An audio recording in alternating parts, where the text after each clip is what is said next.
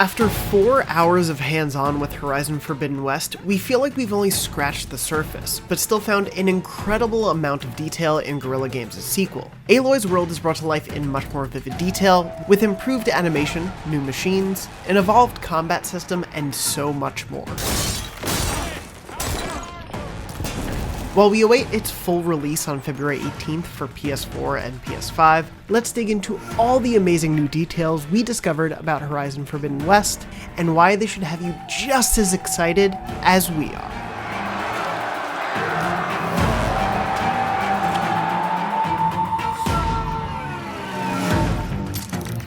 Climbing is much more free and open in Forbidden West than it was in Zero Dawn. Not every single inch of every surface is climbable, but far more of it is, making traversal so much smoother in the sequel. You can use your focus to temporarily highlight climbable portions of the environment. There are some points you'll see both in and out of the focus that you'll use the pullcaster for. This new bit of Aloy's equipment loadout can pull her from much further away to grasp onto a ledge. It's used like a double jump where you hit X again in the air to employ it.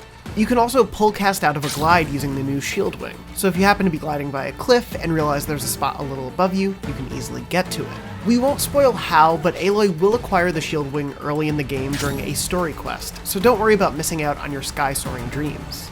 In fact, the developers ensured that all of these major tools would be something players would be able to pick up, though there will be weapons and things that you can collect on the periphery. One of the things is there's just a lot more verticality to this world, sort of from the tallest mountain or skyscraper all the way down to the ground, but also now with these new underwater sections in the game, there was a new forms of exploration, new things to explore, and just a whole new kind of geometry there.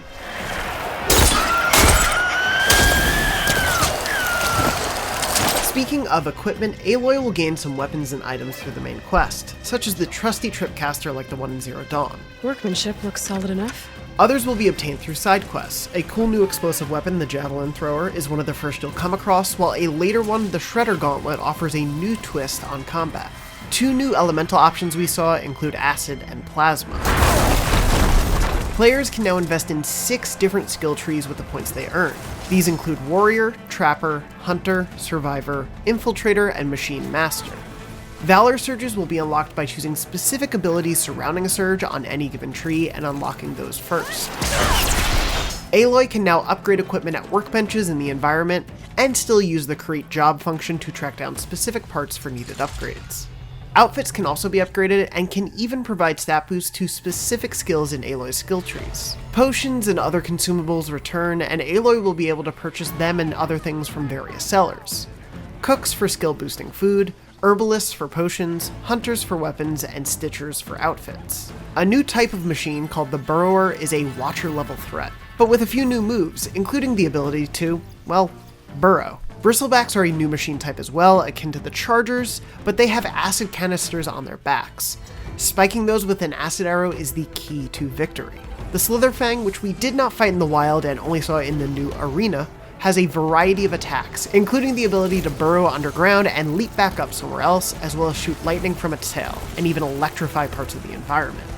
Melee combat also feels vastly improved. Some of the highlights include the ability for players to use the Resonator Blast to charge up Aloy's weapon, strike an enemy and imbue them with energy, and then cause a massive amount of damage with an arrow aimed at that specific spot. Players will be able to test their melee skills in melee pits that will be located throughout the Forbidden West. You'll come to your first in Chain Scrape. The arena is a large, optional side attraction for players to engage in. Complete challenges against various different machines, and do so under a time limit to earn medals to unlock great equipment. You can also compete with friends in online leaderboards for the best times. We wanted to make sure that there's a certain path for this game where if players want to experience the main quest and kind of get to the end of the story as quickly as possible, that they could do that. And also, there's definitely a progression through this game that's really focused on combat. Like, if you want to just fight the biggest and baddest machines, we're going to let that happen. The arena is like a great example of that, where you can actually do it repeatedly. Never seen anyone use one of those to get around. Aloy's journey picks up roughly 6 months after the end of Horizon Zero Dawn. Her main quest, of course, is to stop the red blight that is seemingly infecting the world as she hopes to prevent another mass extinction of humanity. After an intro we haven't seen, Aloy believes she can find answers in the Forbidden West, land beyond the Nora, Oseram, and Karja territory we already know. But the border is currently guarded by Karja leadership on her side, and a group of members from the Tenakth tribe waiting on the other. The Tenakth are actually made up of 3 different civilizations, each with their own customs and ways of life. They are one of 2 big new tribes, the other being the Utaru. You know, with the Tenakth, you see a lot of drilling, a lot of practice fighting, a lot of games that kind of feel like one-upsmanship between the tribal members, whereas the Utaru are much more focused on a kind of agrarian lifestyle, on music, on crafting, like sort of more in the weaving zone. For Aloy to pass the border, she needs a planned embassy meeting between the Karja and the Tenakth to go well. Without spoiling it in too fine a detail, it does not go well. Arrest her! I'd like to see you try! Aloy will meet the new antagonist Regala early on in her journey, and without spoiling it in detail as well, she has quite the memorable, frightening introduction. Settlements are going to be a much larger part of your time in Forbidden West, with new and returning side quest types, more lively NPCs and interactions, and much more variety in animation. Chainscrape is a new one that we saw during our preview. Aloy could craft health potions and other boosts, but one of the easiest ways to refill health was to pick up life-granting fauna in the world. Until your stash was limited, of course. Luckily in Forbidden West, if you reach your capacity for health berries, which was 10 of them during the early portion I played, you can collect even more. They're just sent back to your general stash. And if you hold down up on the D-pad, you can refill your on-hand collection so that you never run out. Aloy will be able to access this stash from various settlements throughout Forbidden West. The focus is key to observing machines before you fight, but in Zero Dawn you'd have to carefully move the right stick around to highlight each part. Worry no longer. Hitting left or right on the D-pad lets you cycle through each specific part of a machine that you're focused on, and it's much less fiddly. You can even track specific body parts if you're trying to collect specific canisters or horns, which will keep just those elements highlighted in the focus's outline while in combat. Welcome to Chainscrape, Savior. Open up, guys. Dwarf's orders. Good enough for me. Side quests across the board are meant to be more valuable and engaging for Forbidden West players than they were in Zero Dawn. For example, an early mission in the Chainscrape settlement rewards players a brand new type of weapon, the explosive javelin thrower. This mission also introduced 2 new NPCs I immediately loved, Della and Boomer, and it won't be the last players see of this delightful new pair. There are side quests in this game that are of similar scope to those in Zero Dawn, but we always wanted to make sure they felt a little bit more satisfying, a little bit more emotional, and definitely a little bit more tied into the companions and other NPCs. So generally speaking, if you do a side quest in Forbidden West, that's not the last you'll see of that NPC.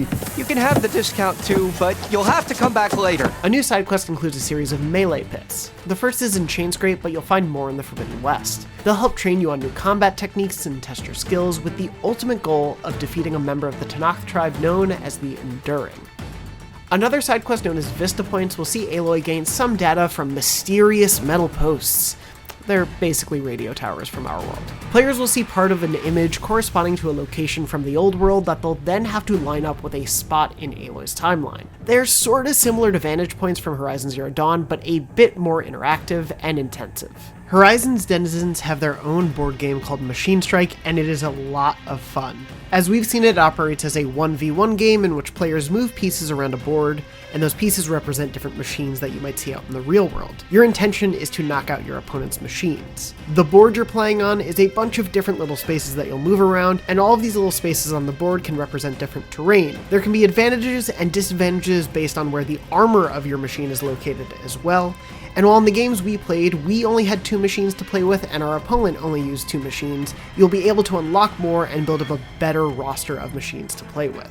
In the Forbidden West, you'll run into a quest line known as salvage contracts, in which Aloy must hunt down specific parts to provide to outfitters who are ultimately aiming to make an incredible suit of armor for the savior of Meridian. And those are just some of the incredible details that we learned in playing Horizon Forbidden West. Of course, if you want to hear more about our thoughts about how Forbidden West played, be sure to check out our full hands-on preview, and even check out a gameplay comparison about how Forbidden West is stacking up to Zero Dawn.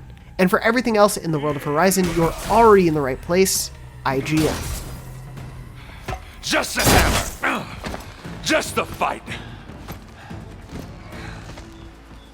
Aloy? Errand!